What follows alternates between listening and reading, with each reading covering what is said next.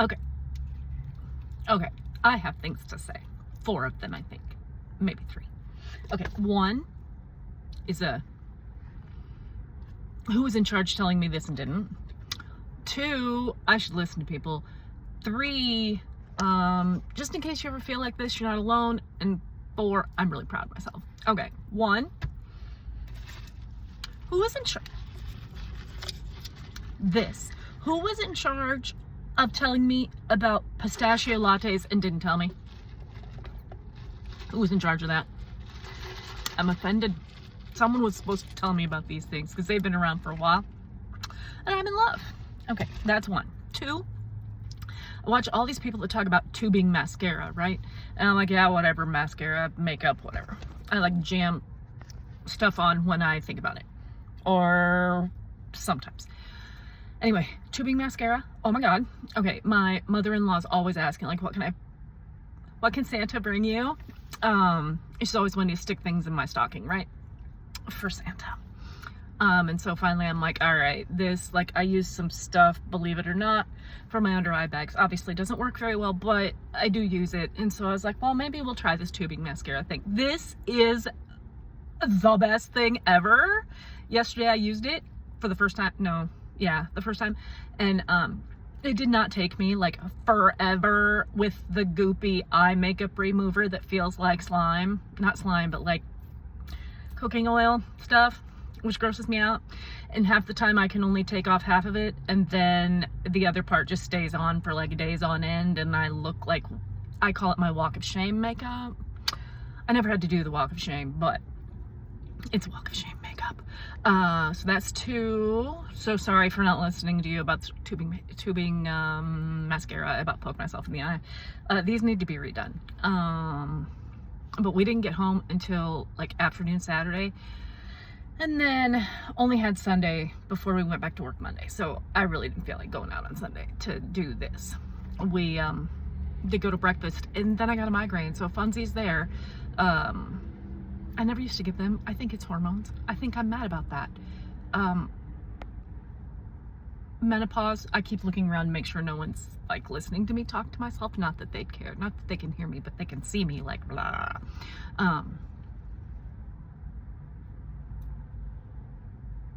lost my train of thought. I'm sure it'll come back to me.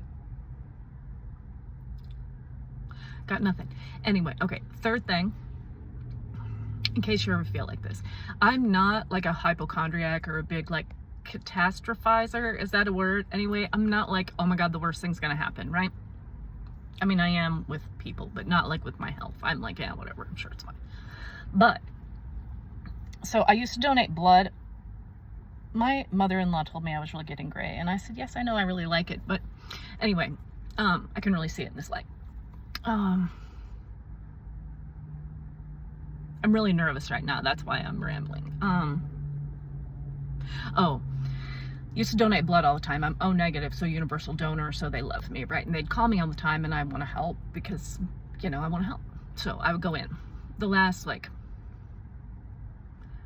a lot of years now, I'd go to try and donate, and they'd prick my finger and say, no, your iron's low, you can't donate. Okay, fine, whatever. I didn't really think much about it until I went to the doctor, and she's like wanting to do blood work. So she told me the time before that I was anemic, or it seems like you're anemic. Okay, whatever, that's fine. It's the last time, not this time, but the time before that. So that other time would have been the time before that. Anyway, it doesn't matter. She said, oh, you're really anemic, we're gonna put you on iron pills. And I thought, oh, okay, fine, whatever you need me to do, great. 1 month, I almost ran out of them. And so I was like, well, I'll just go buy some over-the-counter stuff until she can refill it. I realized that I would have had to take 5 of the over-the-counter pills to get to the amount that she was having me take. I guess maybe I am really anemic, or really am anemic. Not really anemic, but, you know, maybe she is right. The MD after her name, of course she's right. Anyway, again, I do not like to catastrophize. So she does it again and still says, but it's low. So she says, I need you to go see hematology. Okay. So I found some different places within the hospital system. It was either 2 or 2.5 months out, or I could go 1 month out to this place that was pretty far away, but it was, you know, going to get my answer sooner. So I went with that one, except for it's right there. I'm just sitting here looking at it. Cancer Center. I know that that's not necessarily what this means, but that freaked me the hell out. I'm sorry. Well, hell is better than what I normally talk about. I cuss like a sailor. Anyway, so if a doctor's appointment ever freaks you out, even though you know it's fine, then don't feel alone. Also, super proud of myself. I'm sorry I keep moving this, because I'm from a teeny tiny little town in the middle of Iowa, right? Farm. Big cities used to freak me out in general, let alone driving them. So when I first moved here, I like, even just to drive on the freeways and stuff, or not drive, even just to ride on the freeways used to freak me out really bad. I felt all claustrophobic, couldn't do it. Well, once I started my advisor job at the high school, then I had to go around all these other places. And my friend goes, are you going to be able to do this? Are you going to be able to do this? And I said, I'm going to figure it out. So now I can pretty much drive wherever, and it doesn't like freak me out too much. Sometimes some of the schools we have to go to are still in our district, but maybe not in like the best areas. Like not like, I don't know. You don't want to sit in your parking lot and hang out in your car while you wait for something to open, right? So a lot of times I'll get like most of the way there, find a Starbucks, stop, figure out how long it's still going to take me to get there, and then do that, because I leave super early in case I get lost, miss an exit, blah blah blah, because that's really easy to do, because this place is cuckoo.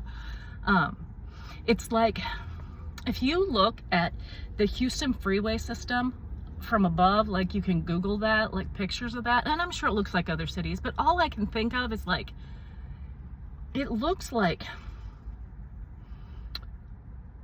the giant from Jack and the Beanstalk ran out of beans, so he ate a 15-cent package of ramen noodles, decided he didn't like it, and spitted. No, it's not spitted. Spat it in the middle of Houston. It's like all over the place. So when I drive it, I just try to not think about it. I just drive on the road I'm on. And I'm like a really nice person. I know I don't always sound like it, but I am a nice person. And so there's all these people in road rage. Houston's like one of the top cities for road rage issues, as everyone feels like they need to carry a boom boom machine. Anyway, I don't do that. They freak me out. Anyway, no judgment if you do. They just scare the crap out of me. If you want to hear that story sometime, I'll tell you why. I had 2 stories to that. Anyway, so people have got road rage issues here, but I don't. In fact, if you rode in a car with me, my son always laughs, because I'm like, are you going to let me in, sir? Oh, you are? Oh, you're so kind. Thank you. And I wave. Are you going to let me over? Could I get in here? I can't. Oh, okay. Well, you have a nice day anyway. Or I'll be like driving and be like, oh, because there'll be like 8 lanes. So that's partly why I leave so early, in case I get lost or miss an exit, because there's 8 lanes. If I don't know I need over there, like if I don't have my eyeballs, if I don't because I don't look at my phone, right? So sometimes Siri will tell me the exit on the right, so I know to get over there. But if she doesn't say that, then I'm not sure where I need to go for sure, if it's somewhere new, right? So if I miss an exit, I'm like, oh, look, that seemed to have been my exit. That's unfortunate. I just turn around and get on the other thing, but Kenny just laughs at me and laughs at me and laughs at me. Anyway, it's how it works for me. And I was going to say something about that. So anyway, yes, I'm really proud of myself that I can finally do it. And it doesn't even like really freak me out. I had to go like almost an hour today, and somewhere I've never been. I really don't know where I am. And Siri took me to a mall. Now it turns out this place is across the freeway from the mall. Maybe you'd like to reroute that. And on top of that, Siri, for some reason, like, I will click the thing to get her to talk to me, right? Can I get directions? Or see, you know, I don't say, hey Siri, but I click the button. Directions to blah, blah, blah, blah, blah. And she'll say, I can't seem to find you, or I can't seem to figure out your location, or I can't seem to figure out where you are. And then I do cuss at her. A lot of words. And I can't figure out why. Does anyone know why? Like, sometimes it works and sometimes it doesn't. And I've checked my location settings and I've turned off the phone and turned it back on. I may have to go to AT&T, but I always feel stupid in there, so I don't really want to do that. If anyone knows why it's doing that, anyway, she tells me, I can't seem to find you, or something like that. And I'm always like, bleep, bleep, bleep, cuss word, blah, blah, blah. She doesn't answer me. It's probably best. Anyway, that's all. I think it's probably not quite time for me to go in there because I'm really early, but I have a book. And yeah, so that's my ramble for today. And if no one's told you I love you today, I love you.